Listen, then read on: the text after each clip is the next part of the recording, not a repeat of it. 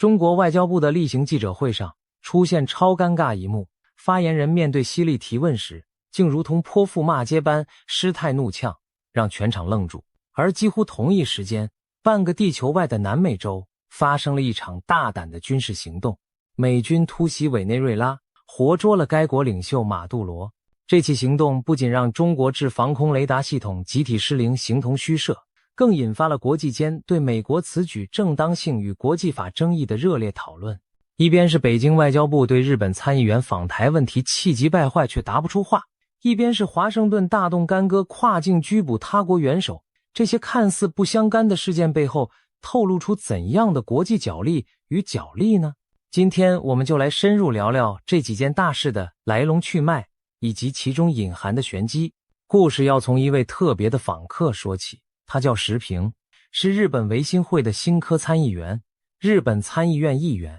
但他的出身却在中国。石平年轻时旅居日本，后来规划取得日本国籍，成为政坛上第一位中国出生的日本国会议员。2023年7月，石平以政党比例代表当选参议员。然而，由于他长期撰文批评中国共产党，北京当局对他恨之入骨，早在2023年9月就宣布制裁石平，将他列为不受欢迎人物，冻结他在中国境内的任何财产，并永久禁止他入境中国。对中国来说，石平是叛徒，是他们眼中的眼中钉。然而，这位被中共视为眼中钉的人，却偏偏在新年伊始抛出一项震撼计划访问台湾。就在元旦过后，石平透过社群媒体高调宣布，计划在1月上旬访台。他直言此行目的有2个，其一，与台湾方面探讨未来台海局势和日台防务合作加强的可能性；其二，借由他这个被中国禁止入境的人能够顺利踏上台湾土地这件事，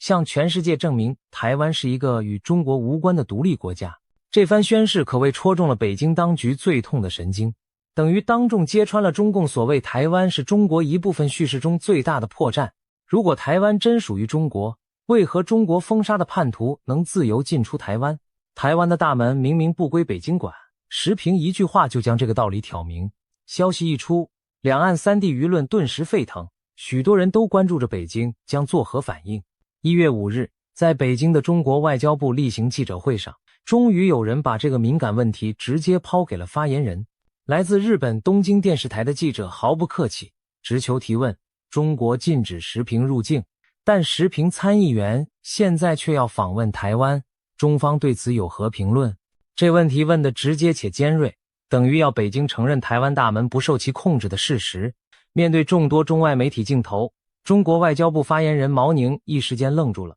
据现场转述，他先是脸色一变，沉默了几秒钟，仿佛当机，现场气氛瞬间凝结。紧接着，他没有像以往那样拿出事先准备好的官话套词，也没敢用中国一贯形容外国政要访台的贬义词窜访，取而代之的是毛宁略显恼羞成怒的一句狠话。这种败类的丑恶言行不值一评。砰！一句话脱口而出，现场大气都不敢出。毛宁不仅公然把石平痛骂成败类，还声称他的所作所为不值得评论。这种带着人身攻击的激烈措辞，瞬间打破了外交场合的公式化外衣，让人有种他秒变街头泼妇开骂的错愕感。中国外交部发言人在国际媒体前如此失态，确实十分罕见。以往即便再不满，他们也多用强烈谴责、坚决反对等比较体面的外交用语，如今竟直接爆粗口呛人，可见这个问题击中了要害，让发言人情绪失控。这幕超尴尬的场景立刻成为媒体报道焦点，许多关注直播的中国网友也看傻眼了，纷纷在网络留言调侃：一开口我就笑了，留给中国外交的成语不多了啊！甚至有人用4字成语戏称这次回答当机跳针。当机指发言人卡壳冷场，跳针形容他随后不顾问题核心，破口大骂偏离轨道。还有网友感叹：不是不值一评，是你根本无法否认台湾和中国互不隶属的事实。可以说，毛宁此番失态不但没能有效堵住提问，反而让中国外交词典里可用的词汇更显匮乏与苍白。然而更尴尬的还在后头，就在毛宁对石平访台问题气得跳脚的同时，现场另一个提问则直接击中了中国另一个痛点。这回关乎他们引以为豪的军事装备在实战中的表现，而这个问题让发言人整个人更加不知所措，只能选择顾左右而言他。时评访台的话题余波未了，记者会上紧接着又有媒体抛出第二个尖锐问题，把矛头对准了中国的军事声誉。前情提要，就在新年第一个周末，美国对委内瑞拉发动了一场突袭行动，逮捕了该国总统尼可拉斯·马杜罗。这场行动震撼全球，许多人注意到委内瑞拉号称南美最强大的防空体系几乎没起到作用，美军似乎长驱直入般完成任务，而那套几乎瘫痪的防空网络偏偏主要由中国制造的雷达和防空系统构成。这意味着被中国大肆宣传的先进武器在真枪实弹面前可能不堪一击。因此，有记者抓住机会当面质问中国外交部，对于委内瑞拉重金购买中国武器装备却在实战中全盘失效，北京作何感想？为什么记者敢问得如此直接？我们先还原一下委内瑞拉那场突袭的关键细节。1月3日凌晨，在黑夜掩护下，美军展开对委内瑞拉的快速打击行动，目标直指首都加拉加斯。行动的重中之重是生擒总统马杜罗。委内瑞拉军方这些年从中国和俄罗斯购入了大量先进武器，建立起号称南美最严密的防空网。其中核心的一环就是由中国电子科技集团 CETC 提供的一系列雷达阵列，包括 JYL1 型3座标远程监视雷达，以及号称隐形战机克星的 JY27 型米波反隐身雷达。中国媒体长期吹捧 JY27 雷达，称其波长长，探测距离远，专门用来对付如 F-22、F-35 这样的隐形战机。委内瑞拉军方也曾高调宣称，有了这套中国雷达系统，美军的隐形战机敢来犯，就逃不过他们的眼睛。然而现实给了他们迎头痛击。当晚美军行动一展开，委内瑞拉引以为傲的中国雷达几乎瞬间瞎眼。原来美军早就摸透了这套中置防空网的性能和弱点。在突袭打响的同时，美军出动了强大的电子战力量，多架 EA-18G 咆哮者电子战机在空中释放全频段强力干扰信号。短短数秒内，委内瑞拉各雷达站的显示屏幕上全部被雪花般的杂讯覆盖。那些号称能发现隐形战机的雷达此刻什么也看不见，完全陷入失明状态。紧接着更致命的打击来了，美军战机发射的高速反辐射飞弹呼啸而至，专门追踪雷达的电磁讯号源头进行摧毁。一阵剧烈爆炸后，委内瑞拉几处关键雷达和防空导弹基地被精准命中，防空网的眼睛和大脑在开战几分钟内就被拔掉了，指挥官们一片茫然，整个防空指挥系统彻底瘫痪。与此同时，美国的隐形战机和武装直升机长驱直入，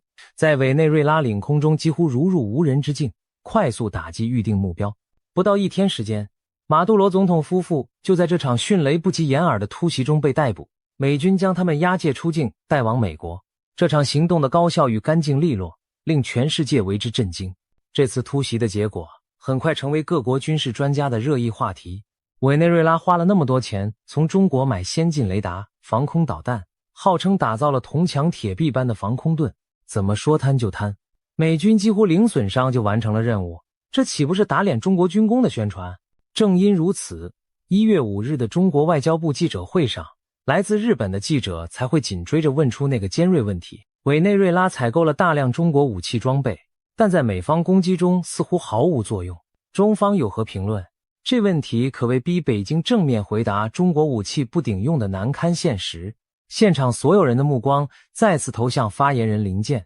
当天轮值的发言人之一，只见林健脸上一阵青一阵红，明显比刚才应对时评访台问题时更加不自在。他绝口不提雷达失效的事实，也避开任何对武器性能的评价，而是打起太极，反复念起了官方教条。中方坚定支持拉丁美洲和加勒比地区成为和平之区，反对在国际关系中使用或威胁使用武力，反对违反联合国宪章、侵犯别国主权的霸凌行径。一长串空洞的原则立场之后，他便匆匆将下一个问题指给别的记者，全程再不提雷达二字。林健的回避态度其实已说明了一切。中国不敢正面回答，因为无从辩解。委内瑞拉的防空网瓦解是有目共睹的事实。中国提供的武器没能保护盟友，这对一向鼓吹自己军火如何先进可靠的北京而言是奇耻大辱。发言人只能装聋作哑，靠谴责美国动武欺凌来转移话题。然而明眼人都看得出，这完全是在顾左右而言他。正如有媒体讽刺的，提问的是中国武器瘫痪之事，你却回答了一篇反美宣言。林健此番答非所问，也被网友吐槽为复读机式外交，碰到棘手问题就只会背诵教条，绕开所有具体细节。相比之下，那位日本记者的直球提问倒替大家点出了重点。中国吹嘘的军备在实战中靠不住，这不仅关系到委内瑞拉的教训，也给其他购买中国武器的国家敲响了警钟。委内瑞拉事件让中国军工产品的形象大受打击。长期以来，中国积极向外推销武器，从防空雷达、导弹到战机、舰艇，号称价格实惠、性能优异，是西方武器的平价替代。不少开发中国家或与美国关系不佳的国家都引进了中制装备，包括委内瑞拉、伊朗、巴基斯坦等。然而，实战是检验真理的唯一标准。这次美军的电磁攻势和精确打击，等于替全世界试验了一把中国的防空神器。结果显而易见，中国的雷达和防空系统在美军先进技术面前不堪一击。尤其是 JY-27 这款号称隐形战机克星的雷达，竟然在敌人还未真正大举空袭前就首先瞎了眼，根本未能发挥预警作用，就被反辐射导弹摧毁。这一幕恐怕会让各国军方重新评估中制雷达的可靠性。要知道，电子战和反辐射打击并非什么新鲜战术。早在2018年，以色列空军打击叙利亚境内目标时，就曾使用类似手段瘫痪叙军俄制防空系统。有退役美军电子战专家分析，此次美军对委内瑞拉的作战中，完全复刻了成熟战法，先干扰，再反辐射，令对方防空网形同虚设。这也意味着，中国外销的所谓反隐身雷达并无神奇魔力，它们和一般雷达一样，躲不过电子战的克星。这场现实中的攻防，对正在观望的各国无疑是堂深刻的课。首先，那些购买或准备购买中国武器的国家会三思，当初中国宣传说的天花乱坠，真到了战场顶不住又如何办？军备买的是一份安全保障，若关键时刻掉链子，投资再便宜也是浪费。再者，对中国自己来说，这教训也刺痛了他们。中国解放军近年也部署了类似 JY-27 的米波雷达，用于东亚防空。但美军这次展现出电子战碾压性优势，暗示着倘若未来中美在某个地区爆发冲突，例如台海，中国的防空体系可能也有类似弱点。难怪有西方媒体评论讽刺，北京一直吹嘘自己的反介入、区域拒止 A2AD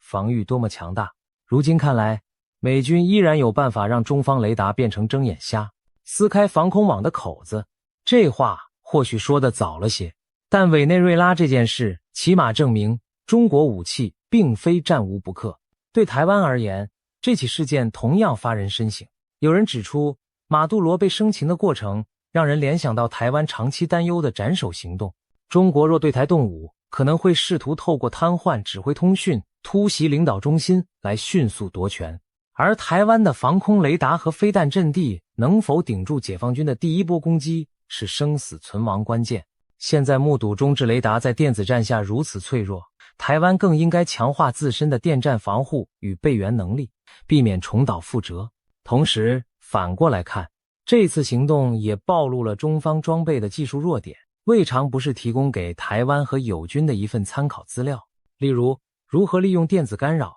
反制解放军的侦察预警体系，如何削弱对方的飞弹、导引雷达等等，都可以从这次美军战术中得到启发。总之，委内瑞拉防空溃败的剧本值得所有身处类似威胁下的国家警惕与借鉴。在北京被媒体问到这个痛处时，中国外交部只能以一句反对使用武力来搪塞，无法替自己的武器找借口。这也说明，在现实面前，再强硬的宣传都苍白无力，雷达到底有没有用？战场上一目了然。中国这回不敢多谈，只能眼睁睁看着美国颜面大获全胜。而接下来，我们就来讲讲这场让中国难堪、美国大获全胜的突袭行动本身，美国抓捕马杜罗行动的内情，以及他在国际上引发的正义与法律争论。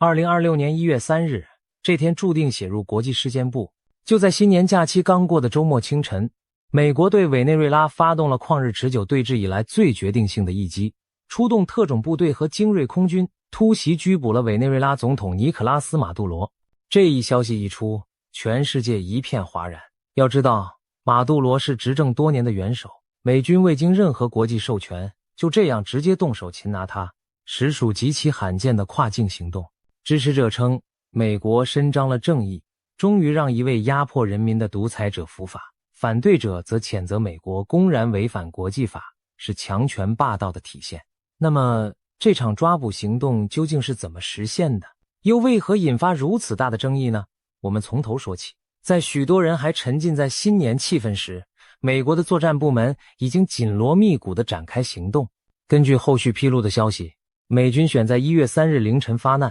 旨在利用假期松懈和夜色掩护，一举达成奇袭效果。行动计划极度机密，甚至事前并未通知国会。总统川普据称在空军1号上远端坐镇指挥，而执行任务的是美国特种作战部队的精英以及空军和海军的多重配合。根据现有资讯，当晚多路兵力同步行动，一支由海豹突击队和陆军三角洲部队组成的小队，在隐形战机与武装直升机的支援下，秘密抵近加拉加斯郊区。与此同时，美军网攻单位切断了部分委内瑞拉军方的通讯，电磁干扰单位瓦解了其防空雷达。前文已述，随着防空网洞开，美军的直升机载着突击队员低空飞驰进入首都上空，他们的目标直指马杜罗的住处。据传，当时马杜罗总统夫妇正在卡拉卡斯近郊一处警戒森严的官邸内休息。就在防御瘫痪、指挥混乱的短短几分钟内，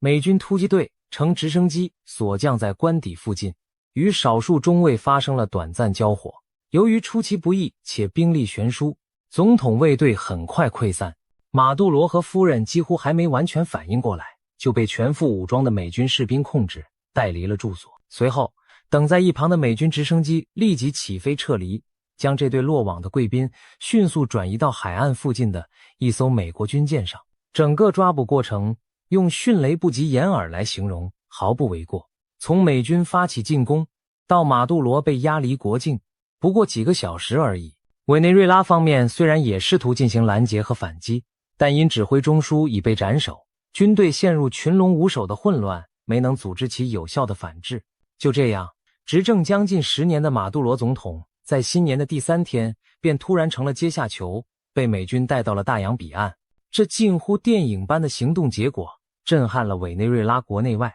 很多委内瑞拉平民难以置信，一天之内天天在电视上高呼反美的总统就这样没了。一些人走上街头欢呼，认为终于摆脱了独裁统治的阴霾，也有人愤怒抗议，谴责美国粗暴干涉本国主权。不过，由于马杜罗政权长期以来经济搞垮国家，压制异己，操纵选举，国内民怨沸腾，其实早有相当多人民对他恨之入骨。当这位强人被外力推翻时，许多伪国人民内心是复杂的，一方面高兴暴君倒台，一方面又有些屈辱，毕竟是靠外国军队的枪口才推翻了他。美国事后迅速宣布行动成功，并给出了自己的正当性论述。川普总统在第一时间发表讲话，指称马杜罗是一名涉毒的犯罪分子，长期以国家资源从事毒品走私、贪腐与破坏民主。他强调，美国早在2020年就以毒品恐怖主义罪名起诉了马杜罗，甚至悬赏高达1500万美元捉拿他。美方一直要求马杜罗下台受审，但他拒不配合，因此美国认为别无他法，只好采取行动将其绳之以法。川普强调，这不是针对委内瑞拉人民的侵略，而是一次执法行动，目的是打击毒枭，恢复委内瑞拉的民主与自由。他还透露，美军行动获得了一名委内瑞拉合法领导人的协助与请求，这里所指正是委内瑞拉反对派方面在2025年底新近推举的临时政府领袖罗德里格斯。原来，美国与部分盟国早在2019年起就不承认马杜罗的总统正统性，转而承认反对派领袖最初是瓜伊多，后来换人成为罗德里格斯，为合法临时总统。川普此刻把这点作为法律上的关键。既然美国不承认马杜罗是国家元首，那他就不享有元首的主权豁免权，只是一个负案在身的平民。而美军此番行动等于是协助委内瑞拉合法政府逮捕罪犯，并非侵略。美国的法律团队也迅速行动，将马杜罗夫妇押送到美国本土后，移交给了纽约联邦法院。马杜罗被控多项罪名，包括国际贩毒阴谋、洗钱、贪污和侵犯人权等等。美国司法部长发表声明称，这次行动是跨国执法合作的典范，强调没有人能凌驾于法律之上，即便是一国前领导人也不例外。美方将此塑造成一场司法正义的伸张，仿佛美国只是实施了一次境外逮捕行动，把一名跨国罪犯缉拿归案而已。支持美国立场的人也列举了马杜罗治下的斑斑劣迹，例如他镇压异议、监禁反对派领袖，造成上百万人民流亡；他的经济政策导致国家陷入高通胀与物资短缺，人民挨饿受苦；更甚者，他与哥伦比亚叛军和毒枭勾结，把委内瑞拉变成毒品输往美国的转运站之一。对这些人来说，马杜罗早就是国际毒枭加暴君，逮捕他和逮捕本拉登、诺列加等没什么区别，都是铲除祸害。美国不少政客和拉美反对派人士因此拍手称快，称这是正义终于到来的一天。然而，在肯定声之外，国际上针对这次行动的争议更是铺天盖地。许多国家和专家质疑，美国凭什么如此行动？按照国际法，这几乎毫无合法性可言。首先，最明显的是联合国宪章的规定。宪章第2条第4项明文禁止会员国对他国使用武力或以武力相威胁，除非符合例外情形，比如经联合国安全理事会授权或是自卫情况。然而美国此次对委内瑞拉用兵，显然既非安理会授权，安理会上中俄必然否决，不可能通过，也非自卫。委内瑞拉并未对美国发动武装攻击，因此从这条基本原则看，美国的行为违反了不干涉原则，是非法使用武力。其次，国家主权平等和元首豁免也是国际关系的基石。一般而言，在位国家元首享有绝对的豁免，不受他国法律管辖，这是出于尊重主权和国际礼仪。而美国派兵捉走马杜罗，等于粗暴践踏了委内瑞拉的领土主权，把他国最高领导人当作通缉犯对待。即便美国主张不承认马杜罗政权，但在事实上，马杜罗当时掌控着国家机器，属于有效统治者。国际法学者指出，不承认并不能成为使用武力的法律依据。美国此举在大多数国家看来就是典型的强权凌驾法律。你不喜欢别国领袖就出兵抓人，这还了得？今天美国可以这样做，明天是否别的大国也能仿效，用武力掳走他们眼中不合法的领导人呢？这样的先例一开，国际秩序将陷入混乱和危险。各国政府的反应也反映了这种担忧。俄罗斯和中国预料之中的强烈谴责美国，指控这是赤裸裸的帝国主义行径，要求立即释放马杜罗。俄中在联合国安理会召开紧急会议，试图通过决议谴责美国违法。不过因美国握有否决权，最后未能成功。但包括墨西哥、巴西、阿根廷等拉美多国，以及土耳其、伊朗等对美警惕的国家，也纷纷表态认为美国此举违反国际法和地区和平原则。哪怕对马杜罗政权不满的欧洲国家，在此事上也显得态度复杂。欧盟诸国长期批评马杜罗独裁，曾支持委内瑞拉反对派，但对于美国直接动武，他们多数保持沉默或低调表达关切，显然不愿公开背书这种违规操作。同时，在拉美，虽然哥伦比亚、智利等右派政府对马杜罗垮台拍手称快，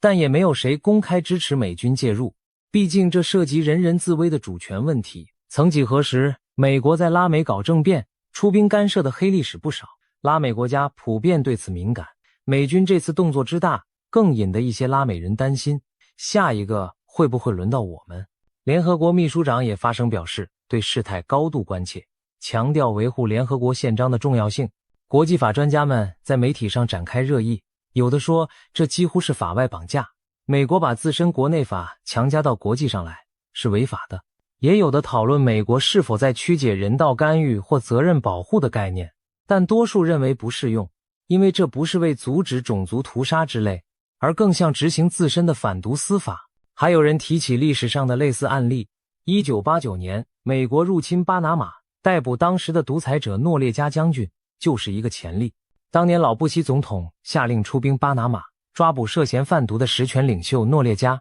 把他押到美国受审。事后美国一样遭到国际谴责，联合国大会以压倒性票数通过决议谴责那次入侵。只不过冷战时期美国并未理会这次抓捕马杜罗行动，许多人便拿来和诺列加事件比较。美国时隔数十年重演老戏，只是对象换成了委内瑞拉。换言之，在批评者眼中，这无非是美国再次扮演世界警察甚至世界法官，用自己的枪炮进行判决他人的命运。这场风波也引出对正义的不同诠释。在一些国家民众看来，马杜罗被抓是罪有应得。委内瑞拉反对派人士和旅外的难民们甚至感谢美国出手，认为法律正义跨越了国界，把迫害人民的独裁者绳之以法。有拉美人权活动家说，国际法是用来保护人民的，不是保护独裁者的挡箭牌。如果一个领袖残害人民，那他的主权豁免也该失效。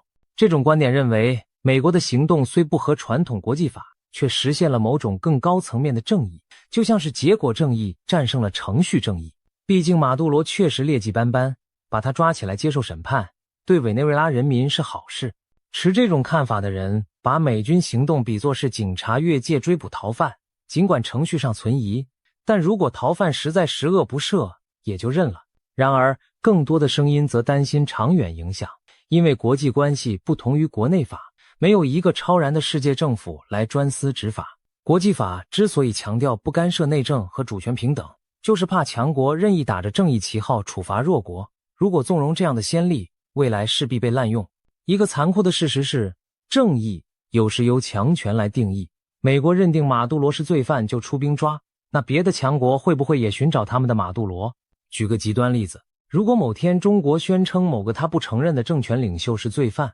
派特种兵去他国抓人，是不是也可以说成执行正义呢？国际法专家就警告，这次事件冲击了战后秩序，可能引发多米诺效应。尤其美中俄本就角力不断，这次美国跨过红线，将使中俄更以牙还牙，在国际规则上更不受拘束。除了国际法争议，美国国内也对这次行动有讨论。反对派议员批评川普总统未经国会授权动用军事力量，涉嫌违反美国战争权利法。毕竟抓捕马杜罗并非紧急自卫，也没有宣战或获得许可，总统绕过国会单方面发起军事行动，引起了宪法争论。川普政府则辩称，这不是战争行动，而是一次现实有限度的军事协助下的执法行动，不适用宣战或战争权利的限制。这种说法在法律上很灰色，但川普以强势著称，国会一时也难以怎样，只能事后开听证调查。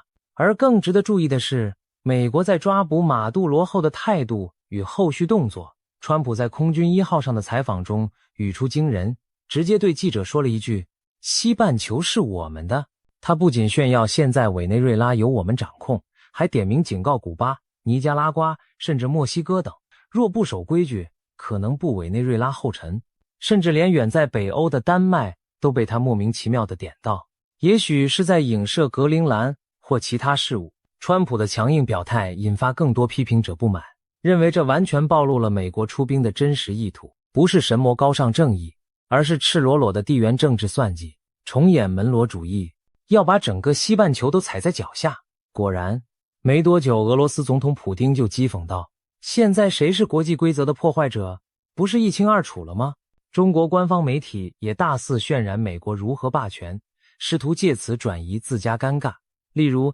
其外交部发言人在同一场记者会上不断强调反对霸凌。短短几天内，国际上发生的这些大事件仿佛为2026年拉开了一个不平凡的序幕。一边是中国面对日本议员访台和委内瑞拉武器失效的连环尴尬，只能口头逞强，却无力改变现实。另一边是美国为了自己的定义的正义，不惜冲破常规，引发国际舆论哗然。这两件事看似独立，实则都折射出当今国际格局的动荡。大国竞争日趋激烈，各自试探着对方和国际规则的底线。中国在台湾问题上骑虎难下，外交战线频出纰漏；美国则在西半球大秀肌肉，但也承受着守规则者转而质问他的压力。从时评访台事件，我们看到台湾问题已成为北京最敏感却又最无奈的痛点。当国际社会越来越直接与台湾往来，北京的一中原则正在遭遇现实挑战。而中国外交部发言人的恼羞表现，透露出他们心虚和焦躁。从委内瑞拉事件，我们看到强权政治与国际法的激烈碰撞。美国用行动展示了军事与情报实力，也展示了自己认定的正义意志。然而，这份强势是否真的带来长久秩序，还是种下新的不安种子？世界各国都在拭目以待。可以肯定的是，今年的国际局势恐怕将更加扑朔迷离。北京会否从尴尬中汲取教训，在台湾议题上调整策略？华盛顿又会否在尝到快速斩首行动的甜头后，更频繁地扮演世界警察角色？马杜罗被擒后，委内瑞拉的局势走向如何？会不会引发地区新的动荡？所有这些问题都在等待时间给出答案。我们只能希望，在强权博弈之间，国际法的原则不致沦为一纸空文，各国人民也能免于沦为棋局上的牺牲品。在这多事之秋，我们将持续关注这些发展。毕竟，新年才刚开始，精彩与惊险的剧情或许才刚揭幕。让我们拭目以待，迎接接下来的国际风云变幻。